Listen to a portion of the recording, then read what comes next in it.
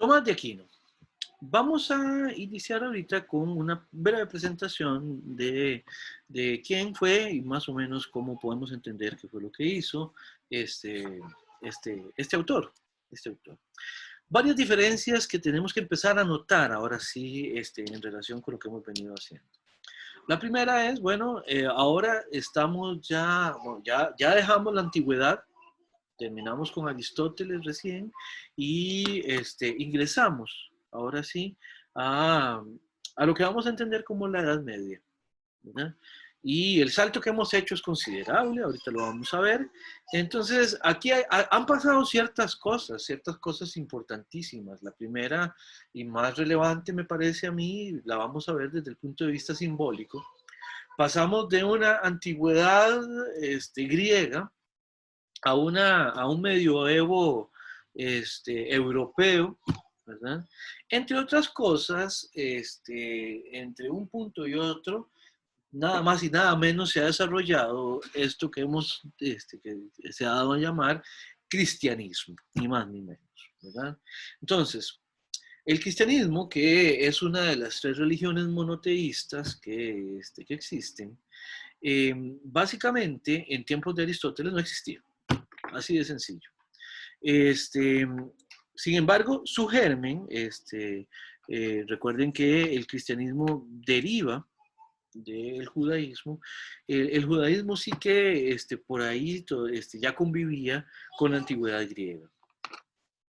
Sin embargo, nosotros vamos a entrar ahorita a la propuesta de un autor que, bueno, pues que es completamente cristiano, es cristiano por sus cuatro costados, muy convencido, digamos, de esta visión de mundo, lo cual también se va a reflejar en su filosofía. Eso lo podemos ir viendo poco a poco conforme vayamos viendo un poco la presentación sobre Tomás de Aquino.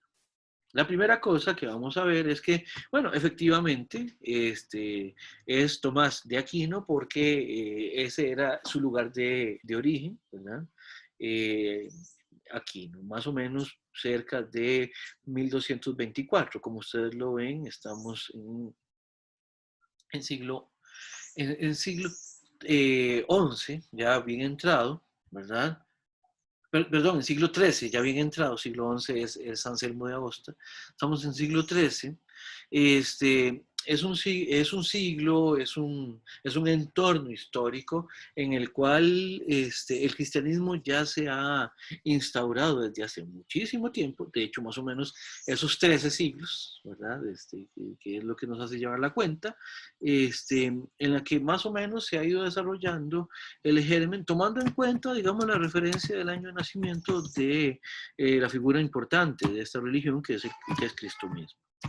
Recuerden que la religión cristiana, propiamente hablando, institucionalizadamente, la vamos a entender ya como una institución así fuerte, grande, algún tiempo después, más o menos unos 3 siglos después. ¿Verdad?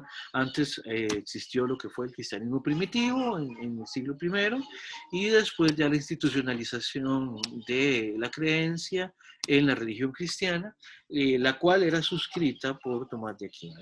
Tomás de Aquino no era solamente filósofo, era básicamente teólogo. El punto es que estamos en un periodo histórico en el cual en Europa la producción filosófica estaba muy relacionada, intrínsecamente relacionada con la producción de teología y con la reflexión teológica, ¿verdad?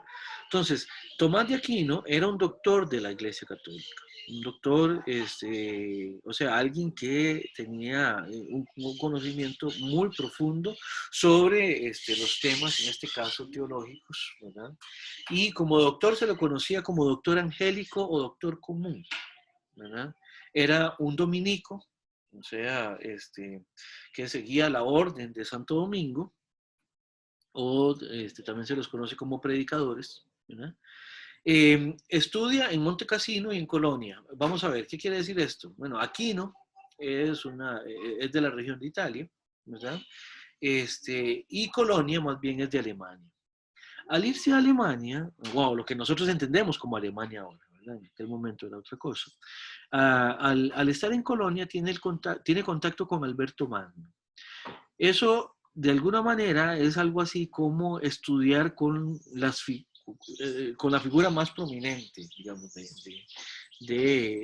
o con una de las figuras más prominentes de la filosofía de su época y de la teología también. Una vez que terminó su formación y que se doctoró en teología, se fue a dar clases a la Universidad de París, que a la sazón era algo así como un centro intelectual de primer orden. O sea que Tomás de Aquino tuvo contacto con lo mejor de la formación filosófica y teológica que había en su tiempo. ¿Se acuerdan que cuando vimos los presocráticos, cuando vimos también todo lo que era la zona esta del Asia Menor y de la parte aquí de Europa, Italia, todo lo que va de Turquía hacia la parte oeste y todo esto, habíamos visto cómo ese entorno tan dinámico que era ese mundo de puertos y cosas por el estilo, condicionó de alguna manera el hecho de que ahí surgieran tantas figuras importantes. Bueno, en el medioevo cristiano, la institución religiosa conjuntó un montón de esfuerzos y eso produjo que muchas figuras filosóficamente relevantes en la época fueran en principio también teólogos, ¿verdad? O sea, de alguna manera la institucionalización del conocimiento y el apoderamiento del conocimiento a manos de la Iglesia Católica causó que en el seno de la Iglesia Católica podamos encontrar un montón de figuras realmente relevantes en la historia del pensamiento. Aquí ya hemos mencionado dos, Alberto Magno y a Tomás de Aquino. Haber estudiado con Alberto Magno es como haber ido a la mejor universidad del mundo, ¿verdad? Y enseñar en la Universidad de París es también estar en contacto con, por así decirlo, la mejor universidad del mundo. Recuerden que la universidad como institución está relativamente joven. La universidad surge en siglo XI, ¿verdad? O sea que ya aquí tenemos un pequeño recorrido en relación con lo que implica, ¿verdad? La educación universitaria y lo que implicaba también en ese entonces, ¿verdad? Un dato importante es que aun cuando Tomás de Aquino es santo de la Iglesia Católica, eso quiere decir que dentro de los protocolos o dentro de las parámetros, digamos, referenciales de la religión cristiana, se lo reconoce como santo de la Iglesia. Sin embargo, se sabe que algunas de sus obras fueron quemadas en algún momento por la Inquisición. Fueron condenadas. Sin embargo, eso, pues ahora no tenemos acceso, no sabemos qué fue lo que provocó que fueran condenadas esas obras y que fueran quemadas, puesto que, porque como fueron quemadas, pues se perdieron irremediablemente, ¿verdad? 2 años después de que a Tomás de Aquino lo canonizan, levantan esa condena, ¿verdad? Porque pues está un poco mal visto, ¿no? Que a alguien que ya lo canonizaron como santo de la Iglesia, pues por ahí le puedan sacar los trapos sucios de que en algún momento le quemaron obras porque decía cosas que no le gustaban a la Inquisición, ¿verdad? Eso es un dato interesante. Otro dato que es relevante es que Tomás de Aquino es realmente un aristotélico, ¿verdad? Es una figura importantísima para el cultivo y la continuación y la producción de la filosofía de Aristóteles, ¿verdad? Es un aristotélico convencido, muy de lleno, ¿verdad? Sin embargo, tenía una gran limitación, es que no sabía griego. Y eso es todo un problema, especialmente en la época, ¿verdad? Porque en la acera del frente, por así decirlo, recuerden que las religiones monoteístas que surgen en principio del judaísmo, después surge el cristianismo, y más adelante va a surgir el islam, ¿verdad? Los pensadores islámicos también cultivaron mucho el conocimiento de la filosofía clásica, ¿ya? Y como les decía, el problema que tenía Tomás de Aquino es que los pensadores islámicos sí que sabían griego. De hecho, eran buenísimos en griego. Al punto que muchas veces los filósofos cristianos, los doctores, los teólogos cristianos, que sí sabían árabe, lo que hacían era que para estudiar a Aristóteles tenían que conseguirse el texto en árabe. Una vez que los árabes, una vez que los pensadores islámicos habían traducido al árabe el texto en el griego original. Tomás de Aquino fue un poco desconfiado a propósito de eso y por eso le encargó a Guillermo de Moelbe que tradujera algunas obras directamente del griego, porque consideraba que podía haber algunas malas interpretaciones viniendo de los árabes. Recuerden que en ese sentido árabes y cristianos eran en la Edad Media opugnantes entre sí. Se puede decir algunas otras cosas de Tomás de Aquino, entre otras cosas, que era un hombre brillante, era un hombre sumamente inteligente. Y hay alguna anécdota que es curiosa y se las cuento a continuación. Ustedes me imagino que habrán alguna vez visto a estos ajedrecistas de muy alto nivel que un mismo contendor está jugando con con varias personas al mismo tiempo. Entonces, qué sé yo, está jugando con, qué sé yo, 3 o 4 personas y hace la jugada en el primer tablero, mientras esta persona piensa que cómo le va a responder y todo, va con una segunda persona y juega hace otra jugada en un juego que es completamente diferente y en una tercera y con una tercera y con una cuarta y así, bueno, yo no sé con cuántas personas será el máximo que alguien habrá jugado jamás. El punto es que parece ser que Tomás de Aquino en algún momento de su vida dictaba libros de esa manera. O sea, no era que él escribía todo lo que él estaba desarrollando, porque era más fácil trabajar con escribanos, con personas que sabían escribir, a las cuales él les dictaba. Entonces, de la misma manera que un gran maestro de ajedrez que está jugando con varias personas al mismo tiempo, Tomás de Aquino tenía la capacidad de dictar varias obras al mismo tiempo y seguirles el hilo a diferentes obras al mismo tiempo. Entonces se iba donde el primer escribano y le dictaba algo, mientras él escribía, le dictaba al segundo otra obra, al tercero otra obra y así, de modo que ustedes pueden entender que eso lo hace una persona que pues tiene una inteligencia que es bastante profunda. Es bastante curioso, digamos, este dato de Tomás de Aquino y se los quería compartir simplemente. Bien, de Tomás de Aquino vamos a ver 2 cosas. Vamos a ver la suma de teología, pero esto de la suma de teología, la segunda cuestión, la vamos a ver hacia el final del curso, como les he contado ya en varias ocasiones, que vamos a ver directamente el problema de Dios, ¿verdad? Sobre eso trata esta parte de la suma de teología, entonces ya volveremos sobre esto. Por ahora nos vamos a dedicar más bien a su texto denominado De Ente et Essentia.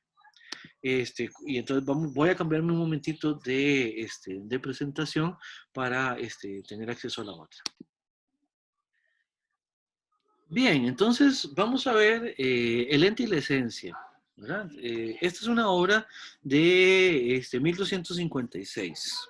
Es una obra importante, es una obra de referencia, es una obra que además, vamos a ver, es también muy retadora, digamos, desde el punto de vista de los contenidos. Así que si les recomiendo que la empiecen a revisar cuanto antes, si es que no la empezaron ya, porque sí, tiene sus cosillas, digamos. Vamos a ir viendo más o menos de qué trata. Bien, entonces, vamos a ver ciertas cosas. Lo primero que vamos a ver es que un poco la última cosa que vimos con Aristóteles a propósito de el universal como entidad segunda, y en ese sentido como una entidad no tan propiamente tal, y en comparación con otras formas de entender a la entidad, por ejemplo, todo lo que es sustancia primera, que es una manera más adecuada de entenderla, se relaciona de alguna manera con lo que Tomás de Aquino va a desarrollar en el capítulo primero de la obra de la inteligencia. Aquí voy a hacer una referencia que es también importante desde el punto de vista del texto. Tomás de Aquino, en el capítulo primero de la inteligencia, dice, de acuerdo a lo señalado por el filósofo, así en mayúsculas, ¿verdad? Cuando Tomás de Aquino se refiere a el filósofo, así con mayúsculas, tenemos que entender que a lo que se está refiriendo es a Aristóteles. ¿Ya? Eso simple y llanamente es para que vean también la importancia que tenía Aristóteles en la Edad Media, ¿verdad? Para estos autores. Cuando hablan de el filósofo, sin más, es Aristóteles. Otra referencia que podemos hacer también es que por ahí aparece también la referencia a el comentador o el comentarista, ¿ya? Y cuando Tomás de Aquino se refiere a el comentarista, sin hacer mayores precisiones, se refiere a un filósofo árabe de nombre Averroes. Entonces, para que sepan que aun cuando Tomás de Aquino le tenía alguna desconfianza a los árabes, reconoce que la labor de interpretación y de estudio y de profundización que hizo Averroes era realmente importante y realmente buena. Entonces, ahora sí, habiendo dicho eso, vamos a ver a qué se refiere Tomás de Aquino en esta primera parte. Se va a referir a dos maneras de entender el ser. Dos maneras de entender el ser. Me imagino que ya eso a ustedes les resuena, ¿verdad? La primera va a estar relacionado con las 10 categorías que aparecen en la obra de Aristóteles, ¿verdad? Entonces, aquí lo que vamos a hacer es distinguir a esa cosa real a la cual nos podemos referir con las categorías aristotélicas, ¿verdad? O sea, aquello de lo cual vamos a predicar algo, ¿ya? Aquello de lo cual vamos a decir esas categorías, ¿ya? Eso es, propiamente hablando, el ser. En su primera acepción y en la manera más apropiada de referirnos al ser, esta es la manera en que lo vamos a entender. Ahora, ¿qué tipo de sustancia es esta? Pregunto, ¿qué tipo de sustancia es esta, según lo que vimos en Aristóteles? Primera. Efectivamente, efectivamente, claro que sí. La sustancia primera es la que Tomás de Aquino va a entender propiamente hablando como ser, como un ser, o como algún ser, como una entidad, ¿verdad? En ese sentido es la sustancia de las cosas, ya lo que subyace. A propósito de la pregunta que hiciera Stephanie más temprano. Es la sustancia de las cosas. Lo que entendemos de manera más importante o de manera más propia como ser, ¿verdad? Es el sujeto o sustrato aristotélico. Hoy hicimos referencia a al hipokeimenon, ¿verdad? En segunda instancia tenemos una manera impropia de referirnos a las cosas, ¿verdad? Que tiene que ver con lo que decimos de otras cosas, con lo que predicamos. Por eso Tomás de Aquino va a hablar de aquello que tiene que ver con la verdad de las proposiciones. ¿Por qué lo explica en función de la verdad de las proposiciones? Porque la sustancia segunda, ustedes recordarán que es algo que decimos de otra cosa. Y esto tiene que ver con la verdad de la proposición, sí y solo si aquello que decimos de la cosa en una proposición se corresponde con un estado de cosas. ¿Ya?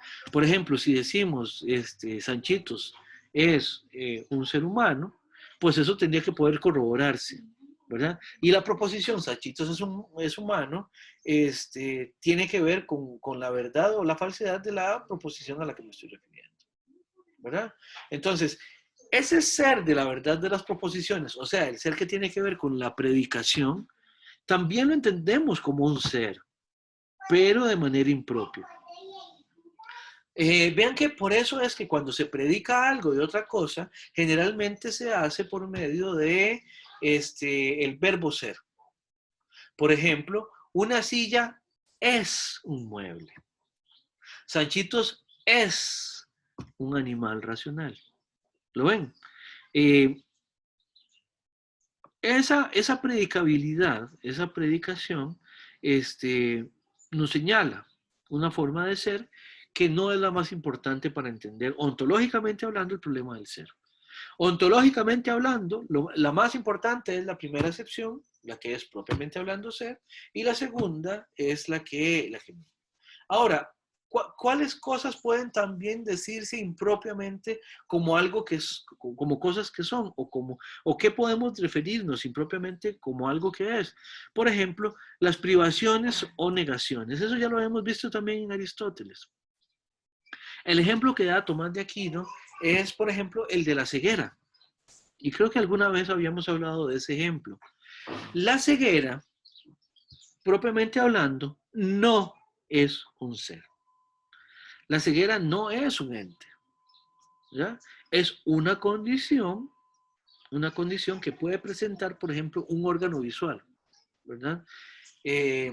La ceguera, dice Tomás de Aquino, está en el ojo. Hoy sabemos que la ceguera puede no estar en el ojo, ¿verdad? Bien puede ser que un ojo funcione bien y que haya algún problema en otra parte, no en el ojo propiamente. Podría ser un problema en el cerebro o en otras partes, pero bueno, eso es pedirle demasiado a Tomás de Aquino.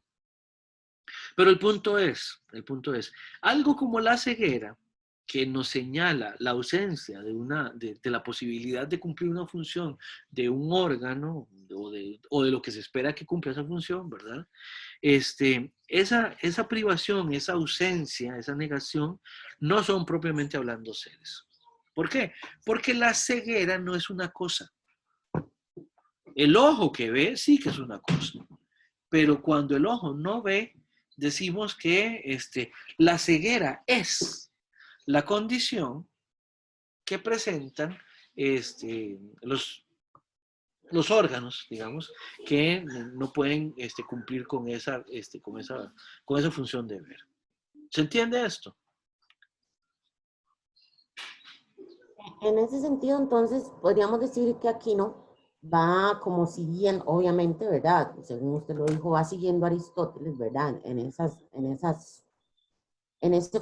forma de pensar, ¿verdad? Con la sustancia primera, la sustancia segunda, pero hace esa diferenciación en la sustancia segunda de que, bueno, también lo había hecho Aristóteles, de que puede tener, de esa cosa predicada, puede haber privaciones o negaciones. Es correcto. Y que esas no son particularmente del ser, sino de una característica que el ser tiene. Es correcto, no son seres, no son No, seres. okay. Y esa sería como una forma impropia de la sustancia segunda, por ejemplo. Del ser, es una forma impropia de ser. Propia del ser, okay. Es directamente una sustancia segunda y la sustancia segunda en ese caso sería una forma impropia de entender el ser. Oh, ok, muy bien. Gracias. Pura vida.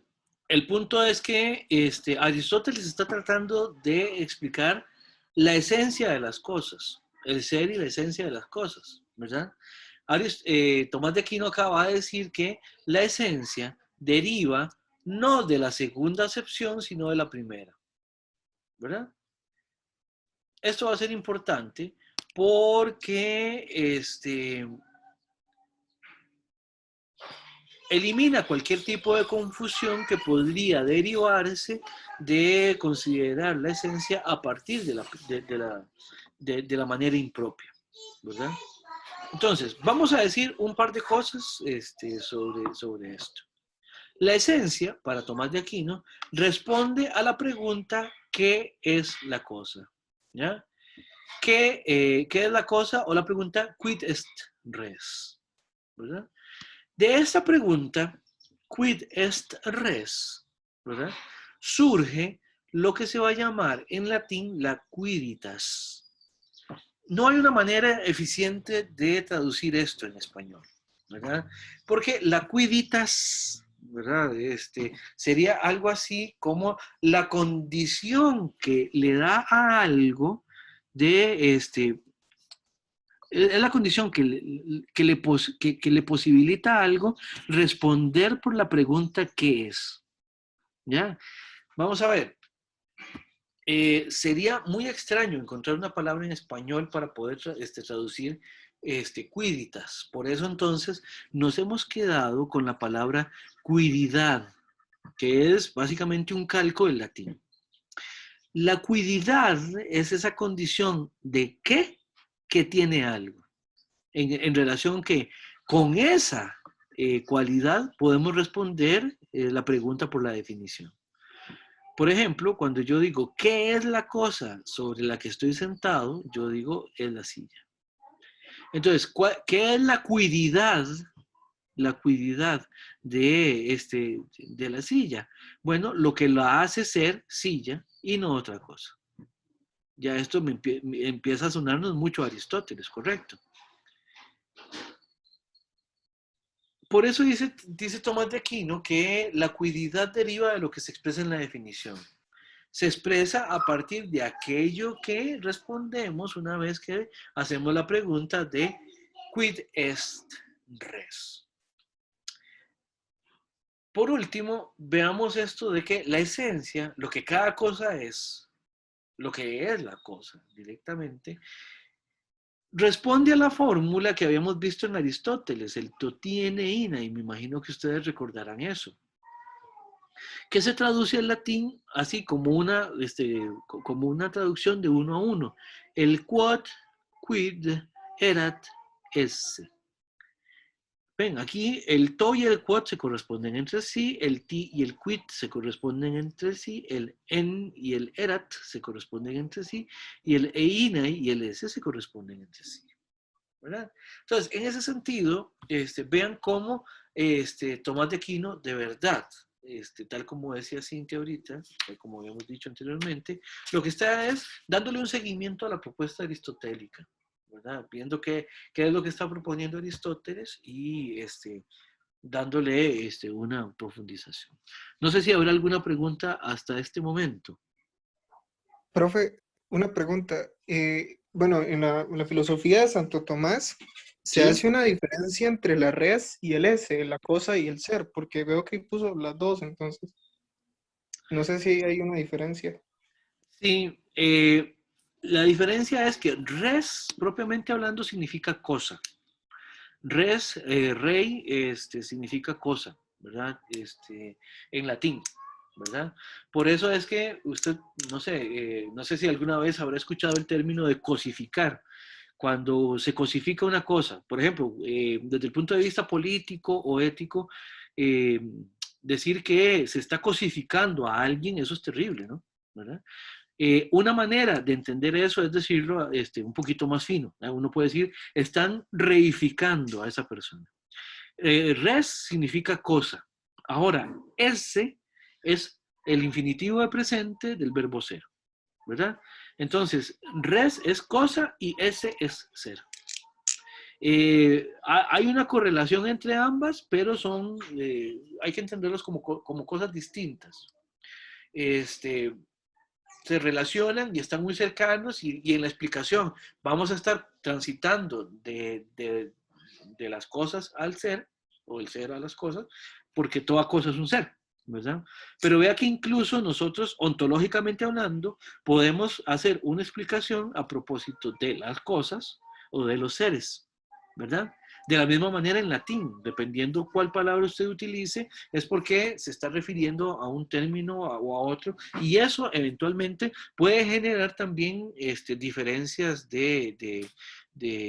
no sé, muy puntuales, digamos, muy concretas, ¿verdad? Diferencias que se dan a partir de precisar más la explicación que estamos haciendo. Más o menos, Marlon. Profe, y ontológicamente, ¿la cosa es un ser o el ser es una cosa? ¿O ambas a la Eh, vez? Ambas afirmaciones serían posibles. Ahora, ¿qué quiere decir una y qué quiere decir otra? Bueno, pues tendríamos que verlo, ¿verdad? Eh, ¿Por qué? Porque esta palabra, res, podría referirse a las cosas de manera un poco más concretas, mientras que el ese lo haría de una manera un poco más abstracta, ¿verdad? De repente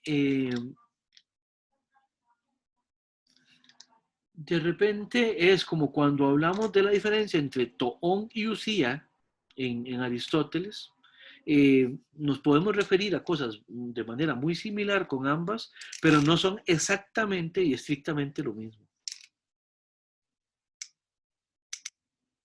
Qué interesante que ellos, perdón. En Tomás de Aquino podríamos decir incluso que si entendemos cosas como esto que nos topamos en el mundo y cosas por el estilo, incluso no todo ser es una cosa. Profe, no, yo le quería decir que qué interesante que los medievales, o bueno, los que escribían en latín, usaban el infinitivo directamente, bueno, el infinitivo presente, digamos, a falta tal vez de un artículo, no decían el ser, sino decían ser. Y tal Es, vez eso es más útil para, ajá, el ese. Y tal ajá. vez eso es más útil para hacerse una idea, porque me explico, el ser parece como medio raro, me explico, suena medio raro, en cambio, ser suena más directamente. Sí, bueno, Tal vez, ahí hay algo que explicar, que es lo siguiente. Vea qué curioso, usted me está diciendo que es de repente más directo. Sin embargo, en los griegos, el uso del artículo es precisamente lo que nos permite distinguir la categoría filosófica del uso más habitual del término, o por lo menos es algo que nos permite hacer esa distinción. Y en el caso del latín, pues el problema es que, bueno, no es un problema, más bien es lo que habría que señalar es que del todo en el latín no hay artículos.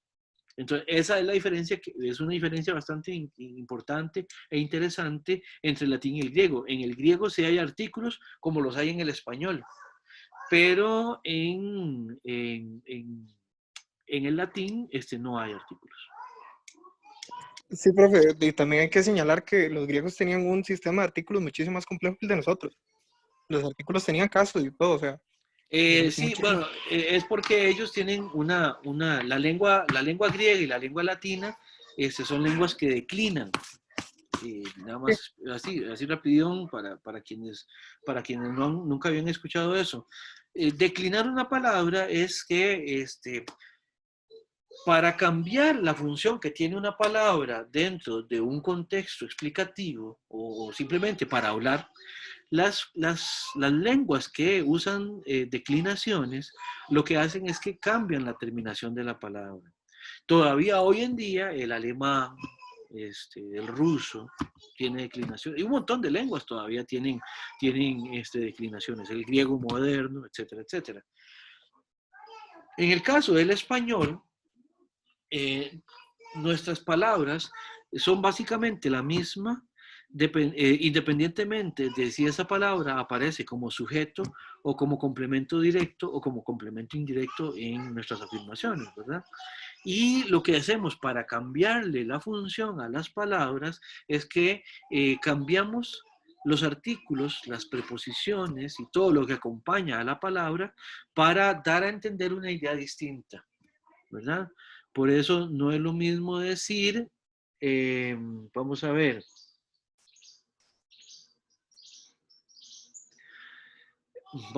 no es lo mismo decir la manzana es de David que la manzana es para David. Eso, por ejemplo, vean que la palabra David aparece exactamente igual cuando decimos de David o para David. En griego, cada uno de esos casos cambiaría la terminación de la palabra. Es eso, básicamente. No nos profe, podemos, muchas gracias. no nos podemos Muy, meter demasiado en eso, desgraciadamente, pero sí. Eso es muchas gracias, básicamente. profe, muy bonito, muchas gracias. Sí, ya me quedó muchísimo más claro. Es que sí estaba muy enredado, me parece muy raro eso de la cosa y el ser, así como diferente. Muchas gracias, profe. Con mucho gusto, Marlon. Estamos para servirle. Y bien, no sé si tendrán alguna pregunta de lo que hemos dicho acá hasta el momento de la acuidad, de la esencia, de lo que estamos hablando. ¿Alguna pregunta? Todo bien, entonces. Bien, entonces podríamos quedar aquí en relación con la clase.